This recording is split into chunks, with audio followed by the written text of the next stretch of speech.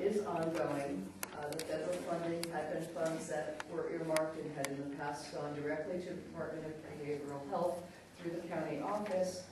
The Proposition 98 money is new money that it was meant to replace the money that had been funding the AV program. And then we have funding that comes out of Proposition 63, and this is transitional money, and so there's no guarantee that this piece of the money would be available for the following year. And this money is accessed through an MOU with Department of Behavioral Health. They have sent over a draft MOU, and basically they're providing counseling services through community mental health providers. So these are people who have a contract for EPS-UT services with DBH. And so we have 2 districts who have a contract in place, Chino and Ontario Montclair. So this would be one way we can use these monies. Also, when we started this last year, we did contract with Pacific Clinics and West End Family to provide services for a small number of students, and for the continuity of service, we expect that that would continue. They also will pay for mental health services for residential placements that are separate from room and board. So that's kind of where we can get our money. In looking at how we propose this allocation plan, we kind of took 3 principles. One was recognizing that the cost for mental health is not evenly divided amongst our districts, particularly because of our configuration of K-8 districts, unified districts, and a high school district. The most costly kids are our residential placements, and they pretty much are in our high school age group. So people who serve high school students will have a significantly higher cost for services.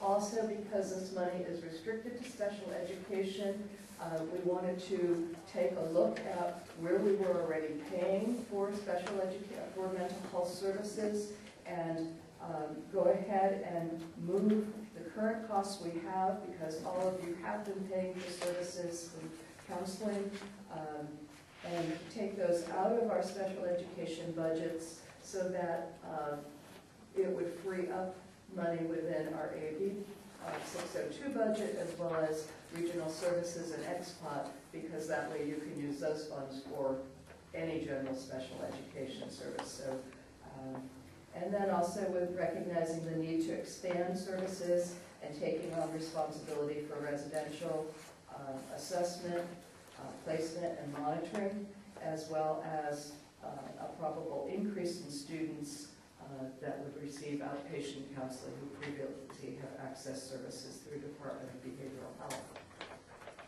So it kind of came up in 2 components for the allocation plan. The first one really focuses on residential placement, the board and care piece, visitations by parents, monitoring visits, where we go out to the residential placement and ensure that the student is making progress in getting the services we're paying for, as well as assessing the students now for placement. And so our first proposal was to take the cost for residential placement out of this pot of money and pay that off the top before any money was distributed out.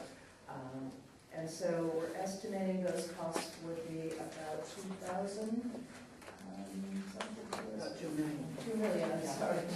$2 million and $40,000. And that is based on an estimate of 20 students. That was, we had 21 students last year in residential placement as of December. So right now we have fewer, but that number tends to increase during the year. The second component would be to reallocate the costs districts have paid in the past out of AB 602, the XPOT and regional services, either through fee-for-service for the SELPA counseling, for our clinical parent training programs and our parent project training, as well as a portion, a small percentage, usually about no more than 0.25 of any individual staff persons who, for support staff who handle the administrative functions, such as holding IEPs, developing the contracts, invoices, things like that. So that's kind of the first part of the plan. The second part of the plan is to look at if the SELPA takes on the responsibility for referrals for residential, monitoring, out-of-state visits, and all of the contracting services, then looking at increasing staff support for our counseling program by hiring an office specialist. I know when I started with the SELPA, we had 2 counselors, and the clerical support person who does due process supported those counselors. We now have 11 counselors, and we've not increased any clerical support. And so with the documentation that's required in just the paper, it is important for them to have some support. We also are proposing changing the position of the administrative assistant and fiscal analyst, as well as increasing one of our office specialists who works with our contracts. Each year I actually end up authorizing additional days for us to get all our contracts out by July 1st. So, and then the final piece of that is leasing a facility for a mental health center so that we can appropriately house the counselors. As we've grown, we've run out of space once again, and also we continually are incurring costs to put in fax lines, telephone lines, all of the infrastructure. So if we could have this in one place, it would run more smoothly. If we wanted to look at becoming a full-scope Medi-Cal clinic, we would have to have a certified building and location for that. And also, we would be able to provide other services that are not as easily provided on a school site, such as family counseling, which would require some increased confidentiality, as well as probably some counseling services for our preschool age students, which usually are done in a different format than we would have available at our school sites. After the cost of these, we're proposing that we allocate out the remaining mental health services to the districts based on ADA. When they rebenched the Prop 98, they included the free referral dollars that districts used to get. Those were outside of our AB 602 funding model, but that was about $5.19 per ADA that you have in the past received for free referral. And so since that was included in this pot of money, and we wanted to make sure districts continue to get funding to do those activities, and the current proposal would provide $12.09 per ADA to the districts to do other lower level mental health services. So overall, the proposal is that we go ahead and remove the fee-for-service for the counseling services and other mental health from our current funding model into the mental health funding, and also basically develop a budget of $1.9 million to provide the residential assessment, see students previously seen by Department of Behavioral Health, new referrals, and provide more intensive services.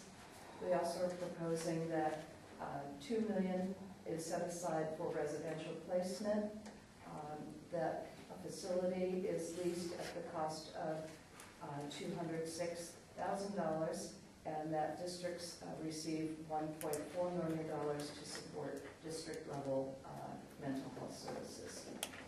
Can I add one Okay. thing to that? Yep. Oh, one of the things that I wanted to add is that she was talking about the pre-referral mental health money that you already have received. In the past, there was no requirement to document how those, you were expending those resources. And now the pre-referral mental health money comes into the same pot. So there will be the requirement on the behalf of each district, who's ever spending this mental health money, to provide.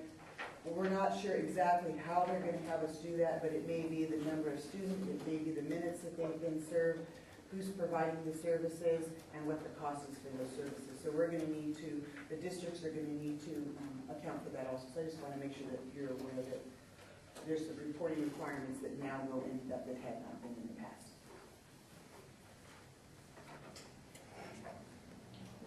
Are there questions regarding, or do you have a motion? I have just a question for clarity. So prior to the fair share portion of the $1.4 million that's based on ADA, approximately $2 million is taken out because of a projection of about 2021 residential students. Is that just a projection because we don't have that number yet? It's based on a rollover from the previous year, or do we actually have knowledge of particular students, 18 of them, from 3 districts that are going to require residential treatment, therefore you're creating that capacity? We know how many we currently have in residential, and I believe that the 2 new referrals was 11 students, but we are projecting 20 based on past placements. So 11 current. So anybody that isn't expended, I mean, I would suggest we look at where we are with spending this mid-year, and if there's other places we can spend or use money, make sure we do spend everything we can. One of the things that again, I just kind of want to check in on this a little bit here. When I went ahead and I did the projection last evening to identify those 11 students that we have, for the 11 students for just the room, board, and the counseling services that are provided, it's $1,200,000 at this point, and that's with one of the students that we're already anticipating that student coming back home in January, and there was one student that just had 1 hour of services. So it's mainly for about 9 students at this point in time, for the entire year. So the estimated cost can be anywhere from, we just got a couple of students that are in a new place in a new facility, and those are running about probably between $15,000 and $16,000 a month for those residential costs. So they are anywhere from about $10,000 to about $16,000, depending on the facility per student.